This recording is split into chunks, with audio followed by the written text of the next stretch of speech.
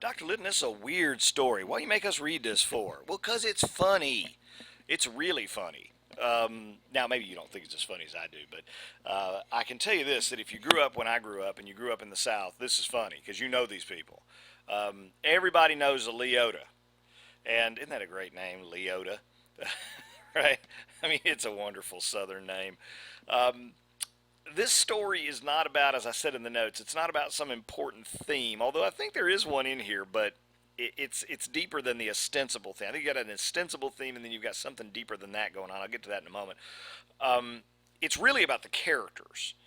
Uh, you've got Leota, who is just this marvelously trash talking, ranting hairdresser. And Miss Fletcher's kind of, like I said in the notes, she's kind of her sounding board. We don't hear a lot from Miss Fletcher. Miss Fletcher's there to just listen to Leota go. And then you've got Miss Pike. And what's wonderful about this is if you grew up in a small town, you know this is true. Anytime there's somebody new in town, especially if it's somebody new who maybe is somewhat stylish or somewhat more sophisticated, whatnot. The first reaction on the part of some people is to want to hang out with them, right? This is true maybe if you went to school and there's a new kid, right? And the new kid's kind of cool. And then after a while you realize, you know what, this new kid's not that cool after all. This person's not that great after all. This person's actually a scumbag. Um, and Leota at first fawns all over Miss Pike. Well, Miss Pike this and Miss Pike that. And oh, she's so sophisticated, she's so smart, she's so suave, and all this kind of stuff. And then she quickly sours on her once she realizes that Miss Pike's trying to take her money, the reward money or what have you, right? Not too keen on Miss Pike after a while, but Miss Pike knows it all at the first part of the story, doesn't she? It's very typical. So it's an exploration of human nature, is what it is. And the dialogue is really, I mean, what I love about Welty is that she just winds these characters up and lets them go. And they talk just like they would talk. You almost feel like you're right there with them. And you let their words paint their character for them, right? There's no need for a narrator to butt in all the time and tell us what to think of these characters. You just, it's as though you're kind of eavesdropping on all these different conversations at the beauty parlor. The third thing here that I think is really important is the setting itself. Now, again, when I was growing up, if you live in a small town or a southern town, ladies went to what were called beauty parlors, okay? And this is the Robert E. Lee. I get tickled every time I think about it. The Robert E. Lee Beauty Parlor. What in the hell would you call a Robert? What in the hell? Why in the hell would you call a beauty parlor the Robert E. Lee Beauty Parlor? Well, because we have to honor General Lee. Even in our permanents and our dye jobs, even in our hairdos, we have to honor General Lee. I guess I don't know. Whatever. It's just everything in the South for a long time was named the Robert E. Lee this and the Robert E. Lee that and all this kind of stuff. You don't see it anymore, but you did at the time. Back in the 40s and 50s and 60s, there was still an affinity for General Lee and all of the Southern Confederate heroes, as they would have been referred to. So at the Robert E. Lee Beauty Parlor, they called them beauty parlors, right? And many of the times downtown they had just an actual beauty parlor shop, and in small towns, ladies actually would open up a beauty parlor either in a converted garage in their home or a back room of their home or on the back porch that was closed in. They would close in their back porch and do that. And they just run the business out of their house.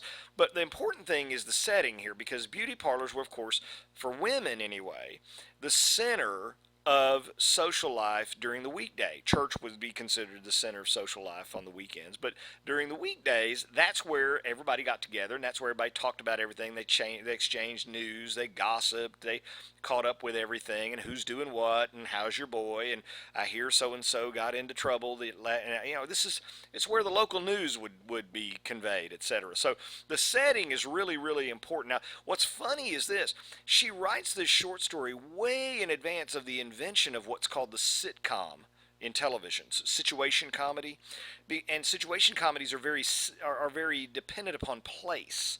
All the classic sitcoms take place in specific locations, or generally, right? If you look at either Seinfeld or Friends or Cheers or I Love Lucy, you go way back, they all have specific places. That's a practical aspect too, because I mean you just can't keep creating new sets every week. It's expensive. but they have a specific place where all the characters meet, or they all hang out, or they all run into each other. And it could be somebody's apartment, or it could be a coffee shop, or it could be a bar, or it could be something like that. Well, to Welty's credit, she actually in this piece, I think, anticipates the modern sitcom. We only get one sort of episode, but it's like an episode of a sitcom. But the sitcom hadn't been invented when she wrote this, so it's really brilliance on her part, really genius. She understood what all the elements of a successful sitcom were: character, dialogue, setting, and knew that the characters needed to be somewhat flat. They don't need to be round characters. There's nothing deep about Leota. She's who she is, and so it's a really brilliant thing. And in the South, that's exactly where, I mean, that was the hub of social activity during the weekday for ladies, was the beauty parlor, right? Because you could count on the fact that everybody'd be there. You could take your time. You had to wait and talk to people anyway. For men, it was the barber shop, right? Go out, play checkers, lie about fish that you caught and all that kind of stuff, and shoot politics, solve the problems of the world, and talk politics and BS, right? Yes, it was sort of gender segregated, but there was at least an appreciation at that time. Maybe we ought to have a little bit more of this. I don't know. We'll see. Where sometimes people of women or men kind of just want to be with their own gender for a while, get away from the boys for a while, for goodness sakes, or just have a girls' night out, or get away from the women, just us guys kind of thing, right? There seems to be a need among many people for that kind of thing, and when it's not abused, it's actually, I think, probably pretty healthy, I guess. And she's recognizing that she's giving us an insight into these Southern women in particular, and the way they relate to each other and the way they respond. Well, obviously the story progresses. There's a bizarre petrified man who's a rapist. And it also gives you insight into carnival culture. I mean, we don't really see a lot of carnivals and circuses coming from town to town. The closest we can get to maybe is the state or county fair, where some of the workers with the rides and whatnot can sometimes have shady pasts, especially the guys who do the games of chance and whatnot, spin the wheel, win a prize kind of guys. Some of these guys are probably have criminal records you really don't want to know about, and it's always been a kind of an undercover kind of way to go get a job when nobody does a criminal background, where nobody does a criminal background check. So there's that tradition anyway. It's been going on like that for eons. And the carnival culture in the South, and how gullible people are. But this is entertainment to them, I mean, they're willing suspension of disbelief and so on. But of course, there's something very serious, and they find out who this guy is, and there's a reward in the magazine and whatnot. And Leota's all torqued that Ms. Pike would just swoop in and get that reward money, when really she believes in her heart of hearts it belongs to her, etc. Everything from the cigarette that dangles from her mouth to the nails and the hair and all this sort of stuff, just she is who she is, just remarkable. Well, there's a kind of like what I was saying, an ostensible theme about money, right? I don't know what it is. I don't know whether it's you got to be savvy in life, or you get left behind, or whatever. I don't know, because the boy, Billy Boy, the snot-nosed little brat at the end, says, "If you're so smart, how come you ain't rich?" Which is a horrible fallacy on his part, because being smart and being rich don't necessarily have anything to do with one another. There are plenty of smart people who aren't rich, and there are plenty of rich people who aren't smart. But Billy Boy's an idiot, and he's probably destined for a life of crime anyway. But can you tell I don't like him? Anyway, he's a snotty little jerk, spoiled little brat throughout the story. And the the interesting thing about it is he blurts that line out, and it does make you think. Well, what is the story saying about money? And I'm not really sure what it's saying about money, because on the one hand it says, well, you got to be shrewd and you got to be quick or you don't make money, right? Which is kind of connected to the whole carnival theme, right? Because that's all a scam anyway. The Mr. Petrie, the petrified man, isn't really petrified. He's just, a weird guy who's able to stand there a very long time. He's not actually petrified or anything like that. So that's a scam.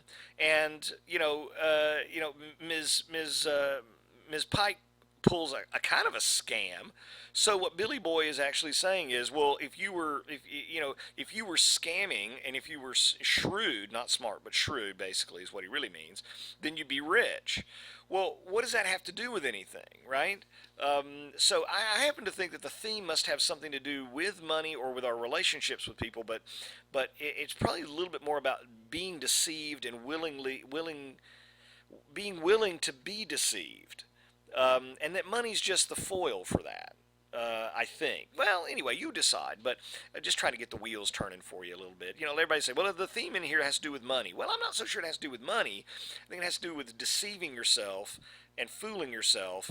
And who's the biggest scam artist? Well, we are. We scam ourselves, right? Anyway, we could go down that path, but here's the other common sort of element that you see here, and that is, I didn't put this in the first slide, but it's very common that you see this in Southern literature, and that is the tendency to have something rather freakish. Now, when we get to Deliverance, there's a classic line in there. I can't quote it directly, even though I've read it a million times. Is that when you leave the cities and you go out in the countryside in the South, there's always somebody who's missing an arm or a leg or an eyeball, somebody who's got some sort of bizarre physical freaky characteristic about them. And I don't know whether it's the inbred nature of the folks or whether it's just we're very accident prone in the South, or maybe it's the weather. I don't know. But James Dickey points this out, and you'll see the line when you read it. And it's so true that when you travel the highways and byways of the rural South, boy, you see some human oddities. I can tell you that.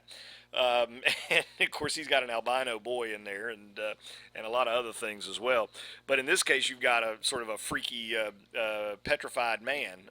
So the bizarre, the freakish, the strange, the peculiar, just pops up all over the place in Southern literature. I don't know why the fascination is there though about the human oddities and freakishness, but it's there all the time. There are all kinds of characters that have that. And as you go through this and other stories, keep your eye open. It won't be hard to find them, I can tell you that. Usually physical freakishness, some sort of something, somebody missing a limb or something, somebody who's got a third ear or something plastered to his forehead or something. And some of this ties right into folklore, right? Well, there was this fellow who did this and that and the other, etc. And he had a third ear or something, and that frequently ties into things. So keep your eyes open for that. The next week we're going to do a couple of other short story writers, and you'll enjoy those, I think, hopefully as much as you did this one. And we'll move on and then go on to Dickey after that.